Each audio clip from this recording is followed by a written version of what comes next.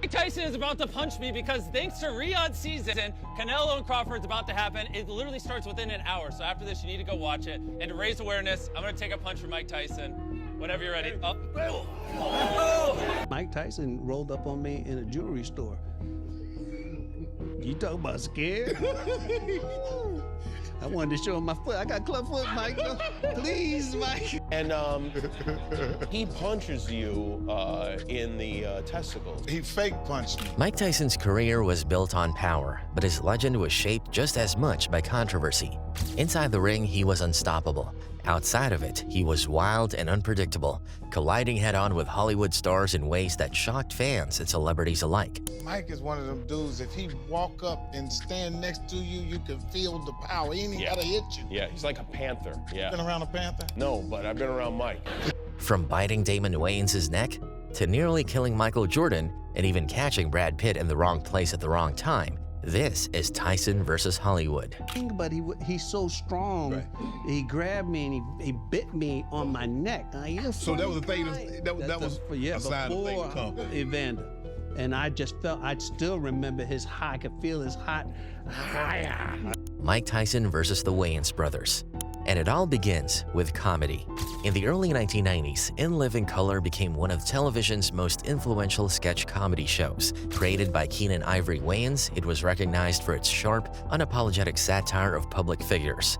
Among those frequently parodied was Mike Tyson, whose personal and professional life provided material for recurring sketches. One of the most notable portrayals came when Keenen Ivory Wayans played Tyson in a parody of Love Connection. In this sketch, he exaggerated Tyson's lisp and referenced his widely publicized marriage to actress Robin Givens. These impersonations quickly became a running joke on the show. While the comedy entertained audiences, Tyson himself did not find it amusing. In fact, the recurring parodies began to irritate him, highlighting the tension between celebrity satire and personal sensitivity. This tension eventually surfaced in an encounter between Tyson and Damon Wayans. According to Damon, Tyson confronted him in a jewelry store, mistakenly assuming that Damon had been the one impersonating him on television. During the interaction, Tyson reportedly grabbed Damon and bit him lightly on the neck. Mike Tyson rolled up on me in a jewelry store. You talking about scared? I wanted to show him my foot. I got club foot, Mike. Please, Mike. Although Damon later described the incident as both intimidating and playful, the act reinforced Tyson's reputation for unpredictable behavior. Importantly, this episode occurred years before the infamous incident in which Tyson bit Evander Holyfield's ear during their 1997 heavyweight bout. He was at some event with my mother, and my mother sat and introduced herself to him. The possibility of further conflict seemed real. Tyson was said to have considered confronting Keenen Ivory Wayans directly, with comedian Eddie Murphy allegedly encouraging the idea. However, the situation shifted dramatically when Tyson met the Wayans family matriarch at a promotional event. Instead of avoiding the subject, Mrs. Wayans addressed Tyson directly. She explained that her son's sketches were not intended as insults, but rather as comedic expressions of admiration. Her remarks reframed the situation, presenting the parodies as a form of recognition rather than ridicule. Goes, Mike, he goes, I'm Mrs. Wayans. She said, he goes, I want to kill your kids. I want to rip them limb from limb.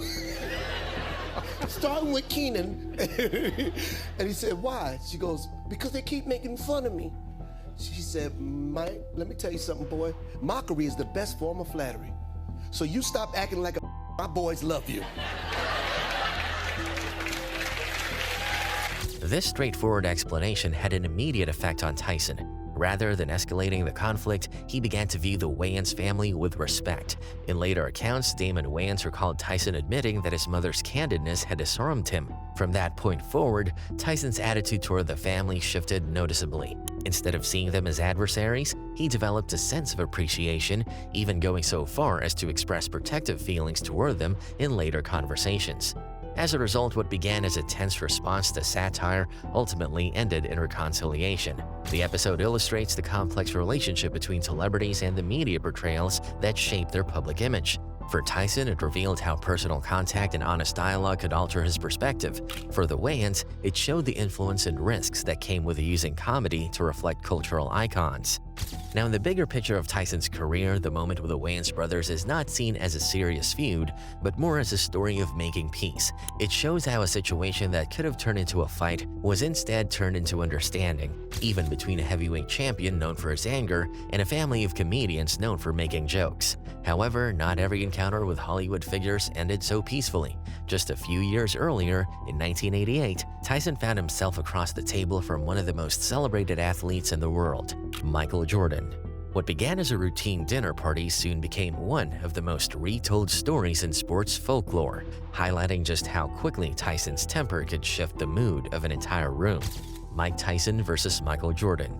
It was December 1988, and two of the biggest stars in the world, both named Mike, found themselves in the same room. Mike Tyson was the undefeated heavyweight champion of the world, holding all the major belts with a record of 35-0. At the same time, Michael Jordan, only 25 years old, was already becoming a legend with the Chicago Bulls. The two men met at a birthday party for Chicago Bears star Richard Dent, held in a Chicago restaurant. The setting looked like a normal night of celebration, but tension was quietly building. Tyson was going through a bitter and very public divorce from actress Robin Givens. Before she married Tyson, Givens had dated Michael Jordan. Because of this, Tyson already carried anger and suspicion, and that night, alcohol only made it worse. Tyson's co-manager Rory Holloway noticed the warning signs. Tyson was drinking his favorite cocktail, a Long Island iced tea. Holloway quietly asked the server to water down Tyson's drinks because he knew that when Tyson drank, his true emotions usually came out. However, by the time the drinks were served, it was too late. Tyson was already feeling the heat of his emotions. As the party went on, Tyson's eyes suddenly locked on Jordan. The room was filled with laughter and music, but Tyson's voice cut through everything. He leaned forward and growled, "Hey man, you think I'm stupid? I know you effed with my B." The entire restaurant froze. Holloway later recalled that Jordan looked as if he had just seen a ghost. The usually confident basketball star wanted no part of the confrontation. He stayed quiet, hoping the moment would pass, but Tyson only grew louder. His anger turned the birthday party into chaos. Promoter Don King quickly tried to change the subject, hoping to distract Tyson, but the tension in the air was impossible to ignore. Holloway and others rushed to restrain Tyson, pulling him back as he shouted threats about beating up Jordan. Every second felt heavier, and the people around the table could feel how dangerous the moment really was. Jordan, on the other hand, clearly wanted to escape. He didn't argue, he didn't stand his ground, he simply kept calm and looked for a way out. Soon after, he quietly slipped away, leaving the restaurant without a fight. The confrontation didn't go any further, but the story didn't die that night. Years later, Holloway described the incident in his book, insisting it really happened just as he remembered. According to him, Tyson's fury was real, and Jordan's fear was clear. In Holloway's words, "I know I'm not crazy. You don't forget stuff like that. You don't forget stuff like that." However, other people who were there that night told the story differently. NFL coach Mike Ditka and Richard Dent himself claimed the incident wasn't as dramatic as Holloway described. They suggested Jordan wasn't as shaken as Holloway believed. This difference in memory kept the story alive because no one could ever fully agree on how scared Jordan really was. Still, the fact remains, for one night in 1988, the world's most feared boxer nearly clashed with basketball's rising superstar. It didn't happen in the ring or on the court. It didn't involve gloves or a basketball. Instead, it happened over dinner, fueled by jealousy, alcohol, and old wounds. The confrontation ended without punches, but it became one of those rare moments in sports history that people couldn't stop talking about. Tyson, the baddest man on the planet, almost went head-to-head with Michael Jordan, the man who would later be called the greatest basketball player of all time. And all of it started because of one shared connection: Robin Givens. In the end, nothing happened physically, but the story became legend. It showed how fame, pride, and personal lives can collide in ways no one expects. And for those who were in that room, it was a reminder that when Tyson was angry, even the strongest men wanted to get out of his way. Mike Tyson versus Brad Pitt. The tense moment with Michael Jordan in late 1988 showed just how quickly Tyson's personal life could spill into public confrontations. But the drama didn't stop there. Only a year later, his private struggles once again collided with the spotlight, this time involving a young Brad Pitt. By 1989, Tyson's divorce from Robin Givens was official, but the emotional wounds were still fresh. Tyson later admitted that despite the split, he and Robin weren't completely finished. They still saw each other occasionally, and Tyson believed there was some lingering connection. Well, I don't know. We were just, you know, yeah, during our crazy marriage. Right. Where, you know, I'm saying, you're a thief, you're a gold digger, you're an abuser, you beat me up. I ain't know so even after you were divorced, you would sometimes go over to her house? Yes. One morning, while heading to his lawyer's office, Tyson decided to stop by Robin's home unannounced. What he discovered changed the tone of their complicated relationship. Pulling into the driveway, he saw Robin with Pitt, who at the time was still an up-and-coming actor, not yet the global star he would later become. And as I go to my car, she drives up. Oh, right, it's gonna happen, it's going down. She drives up with the handsome Brad Pitt. I said, oh man, I ain't gonna get no For Tyson, the sight was a shock. In his autobiography, Undisputed Truth, he described the moment as walking into an emotional coma. Already devastated from the divorce, he felt as if his heart had been crushed a second time. Tyson's version of events was dramatic. He claimed he caught Pitt and Robin in bed, and that Pitt, looking stoned out of his gourd, begged him not to get violent. According to Tyson, Pitt pleaded, "Dude, don't hit me, we're just going over a script." Tyson insisted he didn't react with rage, saying he was too drained to fight. Robin Givens, however, told the story differently. She confirmed that Tyson arrived at her driveway while Pitt was there, but denied that he found them in bed. According to her, they had simply returned from a movie screening. She also dismissed Tyson's claim that Pitt begged for his life, saying that it didn't fit Pitt's character at all. Mike Tyson wrote about this in his book. Oh, wow. I didn't read his book. That he caught you and Brad Pitt pulling up in the driveway of the house. Oh, pulling up in the driveway. Yes. That part's true. I thought he said he caught us in bed. He claims that Brad said, like, don't hit me, don't hit me. No.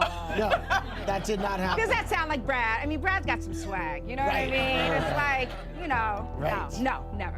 What both parties did acknowledge is that Givens and Pitt did date briefly after her marriage to Tyson ended, but whether Tyson's shocking version of events happened as described remains uncertain, caught between memory, interpretation, and tabloid legend. Over time, Tyson told the story with both sadness and laughter. He didn't stay angry at Brad Pitt. In fact, he often laughed when talking about it. In one interview, he even joked, "Brad was scared. I'm not mad at him, no way. If I was, he wouldn't still be alive." People laughed at that line, but it also showed how Tyson used humor to deal with pain from the past. Ooh, you should have saw his face when he saw me. What'd he do? You showed, man, he looked like he must have been a little high, because I know about high. He looked like he smoked a little. He wasn't a Brad now with the reputation he's upholding, but you know, he was like a bum, little nerdy, you know. And man, he was scared. Now, when you look at it closely, the Brad Pitt story is very similar to what happened with Michael Jordan. Both moments showed how Tyson's private life and public life were always connected. He wasn't only the world's heavyweight champion, he was also a man dealing with strong emotions that sometimes came out in surprising ways. With Jordan, it happened at a dinner table. With Pitt, it happened in a driveway. Both times, Tyson's personal relationships became as big a headline as his knockouts in the ring. Mike Tyson versus Tyson Beckford's Acquaintance. By the early 1990s, Mike Tyson's reputation as the most feared man in boxing was already established, but away from the bright lights of the arena, his intensity often surfaced in unexpected ways. Some of the clearest examples of this came not from opponents in the ring, but from those who crossed his path in everyday life. One of the most vivid accounts was later shared by actor and model Tyson Beckford, a longtime friend of the former champion. According to Beckford, the incident took place at a Manhattan nightclub called Envy. At the time, he and Tyson were seated together, deep in conversation. Tyson had been speaking warmly, telling Beckford that he was an icon for our people. For Beckford, the moment was encouraging. He was receiving praise from one of the most recognizable athletes in the world. As often happened when two high-profile figures were in public, their conversation began drawing attention. Fans and onlookers gathered nearby, eager to be close to the boxer and the model. But the atmosphere changed when another figure entered the scene. A man named Max Pierre, who had once been a college acquaintance of Beckford's, made his way toward their group. According to Beckford, the two had a complicated past, including a long-standing grudge tied to a romantic rivalry during their student days. As Beckford recalled, Pierre had lost a girlfriend to him years earlier, and the bitterness had never fully faded. So me and Max Pierre went to college together, and you know, I took a girl from Max. Max kind of got upset about it, you know, whatever. That night at Envy, the tension resurfaced. Pierre approached with a comment that Beckford described as disrespectful. Here come Max Pierre. See the commotion, see the energy going on, and he come in a little circle, and he says something slick. Before Beckford could even respond, Tyson reacted. Beckford remembered the moment clearly. Tyson's fist suddenly clenched, and in an instant, he threw a punch past Beckford's shoulder. Beckford compared the speed and the force of the motion to the sensation of a bullet passing by. When Mike Tyson connected to Max Pierre's chest, he punched Max in the chest. And I know you remember this, Max. Yo, Max's whole chest cavity came in, and he went back like this. The punch landed squarely in Pierre's chest. The impact was so powerful that Beckford said it looked as if Pierre's entire chest cavity collapsed inward. The force sent him stumbling back, crashing into bystanders, and finally to the ground. For a moment, the club went silent. Pierre lay on the floor, gasping for air, struggling to recover from the blow. And he went back like this, and he shot past people, into people, knocked him down and a few other people. The look on Max Pierre's face when he was gasping for oxygen, I thought he was gonna die. Beckford, still holding his drink, looked down at the scene in shock. He admitted he thought Pierre might not survive the hit. And I'm like, damn. You know, what came to mind was, you got knocked the f out, but it was like, yo, you shouldn't be around. You shouldn't be around. Tyson, meanwhile, towered over the fallen man, furious. According to Beckford, Tyson shouted, "Don't you ever disrespect him like that again. He's an effing icon." The boxer's anger was raw, protective, and immediate. Mike was trying to kill him, you know, because we were having this great intellectual conversation, and here comes this hater. Yo, I had to calm Mike down. I said, Mike, come on, let's get back to drinking. He was like, yo, f that, yo, what the f is it? Who the f does he think he is? And I was... The altercation could have escalated further, but Beckford stepped in. He recalled having to physically restrain Tyson, telling him to calm down and return to their drinks. Later, Beckford explained the history of his conflict with Pierre, including the old dispute over a woman. Tyson's response, acting without hesitation to defend a friend, left a lasting impression. For Beckford, the incident solidified his loyalty. In later interviews, he admitted that Tyson's fierce defense made him feel indebted. As he put it, the knockout punch created a sense of brotherhood. To Beckford, the confrontation was more than just an act of aggression, it was a declaration of allegiance. After the confrontation at the bar, one thing became undeniable. Mike Tyson lived with the same intensity outside the ring that he carried into it. To his friends, he could be fiercely loyal, stepping in to defend them with a force few could match. To others, his temper and unpredictability made him someone to avoid crossing. From Damon Wayans to Michael Jordan, Brad Pitt to Tyson Beckford's Acquaintance, these stories weren't isolated incidents. They formed a pattern that revealed how volatile life around Tyson could be. But time has a way of changing both men and memories. What once felt like a storm of violence and controversy slowly began to evolve into a different picture. The world started to see not just the chaos he created, but also the struggles that shaped him. The man forgiven. In the decades since those explosive chapters, the way the world sees Mike Tyson has undergone a striking transformation. The man once viewed as an unstoppable force of aggression is now often described as calm, reflective, and even approachable. Far removed from the chaos of his youth, Tyson has leaned into a quieter public life, one defined less by scandal and more by surprising moments of wisdom. A striking example came during a tense incident at a comedy club. When a man in the audience pulled out a gun, the Tyson of old might have escalated the situation. Instead, he walked toward the man, embraced him, and ended the standoff without violence. This moment, widely covered in the media, symbolized a new chapter. A man once feared for his temper, now showing that peace could be just as powerful as intimidation. Part of this shift, many observers believe, comes from time and perspective. Tyson has lived through extremes, from global fame to financial collapse, from incarceration to redemption in popular culture. In later years, he has spoken openly about his struggles with addiction, his fragile mental health, and the unprocessed trauma of his childhood. By acknowledging his pain publicly, Tyson allowed audiences to see not just the fighter, but the human being behind the gloves. Yet, any attempt to understand Tyson fully must account for the contradictions. In Jose Torres' biography, The Fire and Fear, Tyson is quoted recalling an incident with Robin Givens in words that remain deeply unsettling. That testimony is a reminder that his past includes episodes of violence and cruelty that cannot be smoothed over by later good deeds. This is the paradox of Mike Tyson, a man capable of profound destruction and unexpected compassion who continues to stand as both a legend and a cautionary tale in the history of sports and entertainment.